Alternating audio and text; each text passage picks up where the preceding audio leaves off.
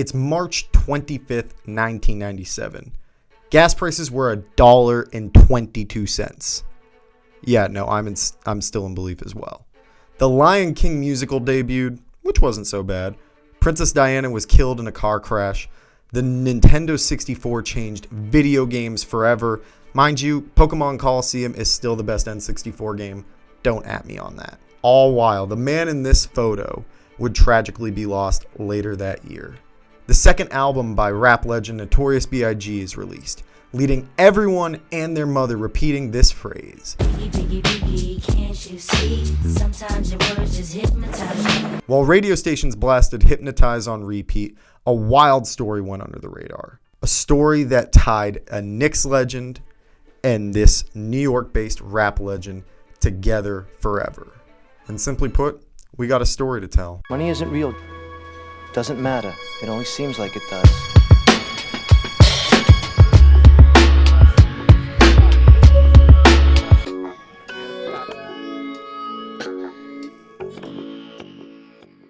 While Biggie was changing the rap game, his Knicks were actually attempting to take over while MJ decided to sit out in hopes of hitting it big with the MLB. Yeah, you got what I did there. The Knicks were an up-and-coming team that year, with Jeff Van Gundy taking over for Don Nelson in '96 and leading the Knicks to a 57-25 record that following year. It was led by a supporting cast of Pat Ewing, Allen Houston, Charles Oakley, and John Starks, and things were looking pretty good for Knicks fans, unlike your current situation. Good luck next year, maybe. One might wonder how exactly the Knicks legend and Biggie are connected. Well, simply put, just listen to the lyrics. She get dick from a player off the New York Knicks. Nigga trick ridiculous, the shit was plush. She stressing me to fuck, like she was in the rush. We fucked in his bed, quite dangerous. I'm in his ass while he play against the Utah Jazz. It came to me like a song I wrote. Told the bitch, give me a scarf, pillowcase, and rope. Got dressed quick, tied the scarf around my face. Roped the bitch up, gagged the mouth with the pillowcase. Played the cut, nigga coming on some love potion shit. Flashed the heat on him, he stood emotionless. Dropped the glass, screaming, don't blast. Here's the stash, 100 cash, just don't shoot my ass, please. You caught that too, right? Biggie is telling a story about a time when he was messing around with a girl, and that girl happened to be the girlfriend of a Knicks player. Well, and as the story goes, the player apparently came home when Biggie and his girlfriend were getting hot and heavy. With his name being Notorious B.I.G., yeah, I'm really sorry for whoever walked in on that. And if the rest of the story holds true, then Biggie promptly created a scenario to evade the situation.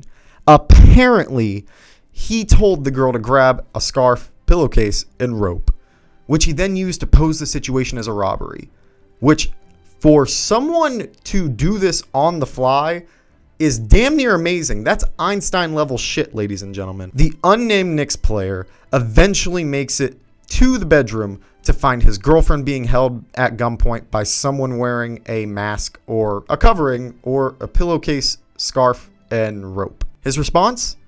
Simple. He grabbed as much cash from the floorboards as he could, gave it to Biggie, and then Biggie left the house to go tell his friends this wild story. And this seems like something that is straight out of music. Music is a form of expression and storytelling. And we thought, and by we, I mean the public, thought nothing of it. Had no focus on it. We were paying attention to the lyrics that I said earlier. Biggie, biggie, biggie, can't you see? Sometimes your words just hypnotize me. Well, what should have hypnotized you was the story from this album that you now come to find out is to be confirmed. And this was confirmed by who and when? It took 20 years for anyone to get any notice about what this song was about or who it was referring to. And this came from the most unlikely source, probably at the worst time and the worst way of doing so.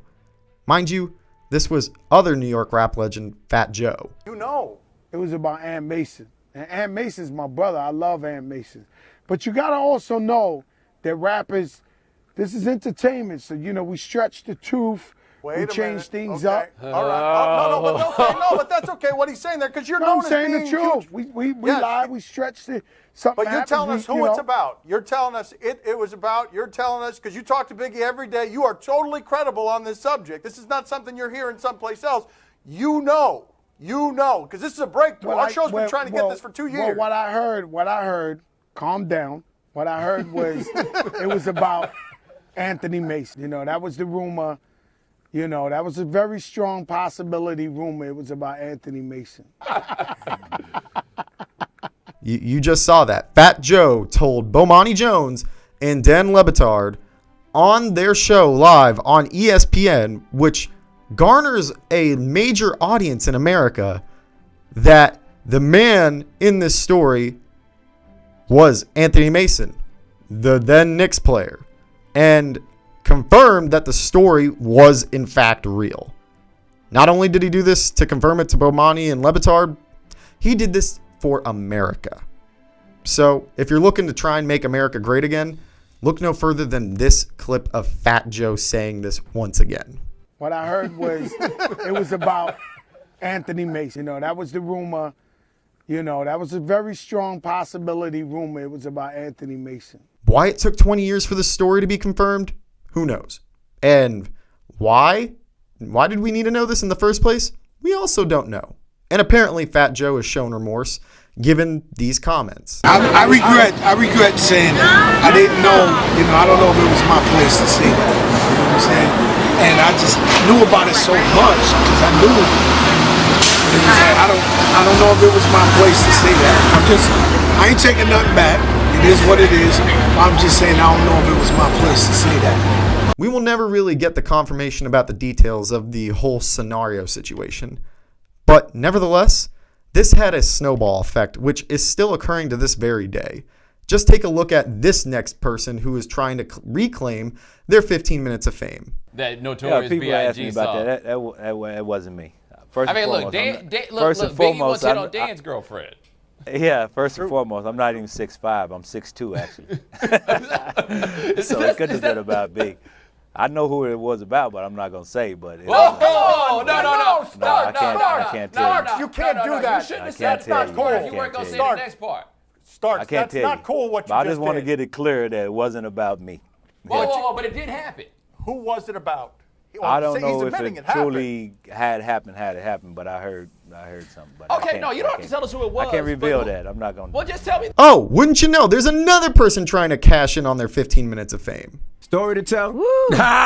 So you heard about Fat Joe confirming that it was Anthony Mason, right? Now, all I know He said about it's is out. love, y'all. Huh? Hey, I told you, all I know about is love, baby. That was love. That was love. Now, if Biggie called you, if Biggie was in the closet, he called you, would you go get him? Hell yeah. I mean, of course. You know what I'm saying? of course, but y'all crazy. Y'all just bringing out all types of stuff. Hey, people telling stories that you should be telling, Diddy. Fat Joe said Anthony Mason. It was Anthony Mason. Oh no! You're gonna be able to, with this tour, you'll be able to hear those stories come out. This is the time to tell all those stories. And we're actually shooting a documentary, so all of that is coming out. And yes, that story is true. I can confirm that. I can confirm that with love. Wow. Confirmed with love. Yeah, that's also right. You saw ex-Knicks player John Starks, who you haven't seen in years and didn't really think about for years, as well as P. Diddy, or whatever he's going by this year, this century. I don't know. Puff, Sean Combs, Diddy Combs, whatever, man. You did this on The Breakfast Club. And mind you, John Starks, you did this on ESPN. Does this make sense to you? It didn't make sense to me. To think about it, we got confirmation not only that the story was real, but that it was a Knicks player, mind you, Anthony Mason. And neither Biggie and him can come forward to confirm these details. All we know is that we have the trustworthy sources such as Fat Joe, Puff Diddy, Daddy, whatever you're going by now, and John Starks.